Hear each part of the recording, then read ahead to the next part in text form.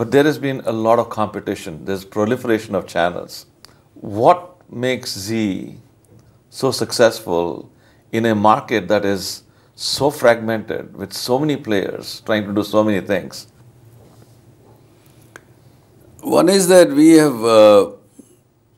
we have tried to continue to build the brand in various kind of aspects of the life. So it touches people in every. We want to catch them whatever time we can catch them.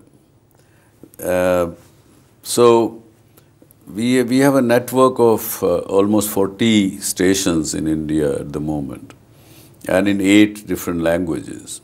So that makes it a household thing. Of course, when competition comes, everybody has their own strategy, but we are keeping ZTV, the main brand, as a family viewing network, which is very clean.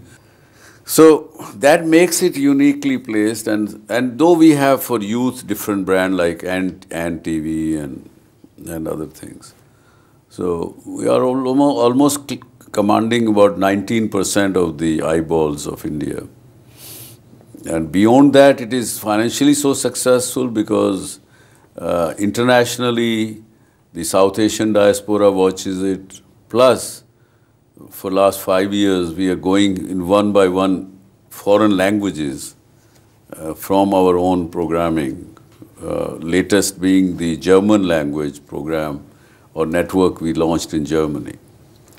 Speaking to your globalization in this industry, can you talk a little bit about which have been the toughest markets to enter, and what have you kind of learned from it that everyone else can benefit from as you enter new markets? Toughest is, of course, the so-called father of market economy, United States of America. I've been struggling there for 6 years with the health and wellness network, Z Living, and I've been able to get only in 40 million homes as against 110 million homes. Difficult to get distribution, difficult to penetrate in that market. How has the news media changed in the time that you've been in the space? First and foremost, Professor, news media in India, particularly television, has so many stations that you cannot even imagine. And I even can't count them. So that apart, but there is a lot of negativism which has creeped into the news in India. Including ours also, partly. But I'm trying to say to my colleagues that let us listen to our consumer what they want. So, listening to them, we are trying to do the course correction.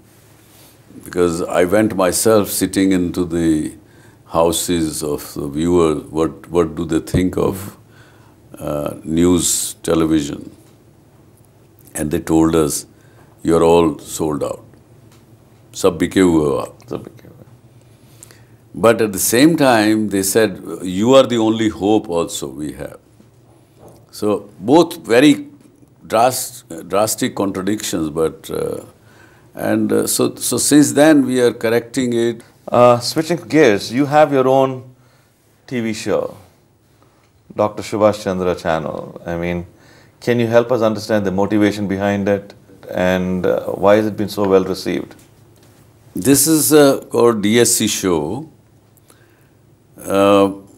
We have a tradition in our family from 90 years, as I'm told, must have been before also, that 10% of the profit you have to give for good causes. 2 years ago, I was sitting with my father in my ancestor home.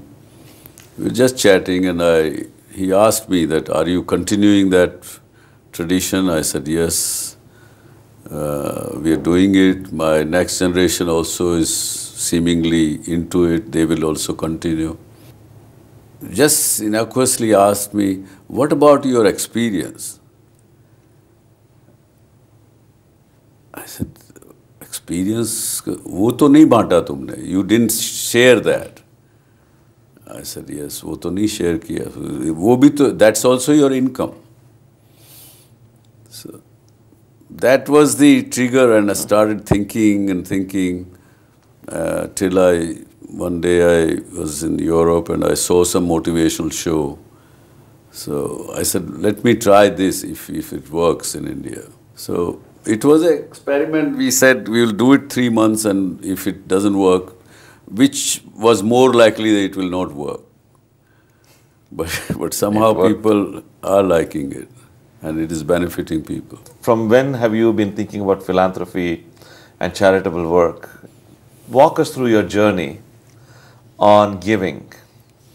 The giving has been in the genes, as I said, that from 90 years the family has been following this tradition of giving 10%.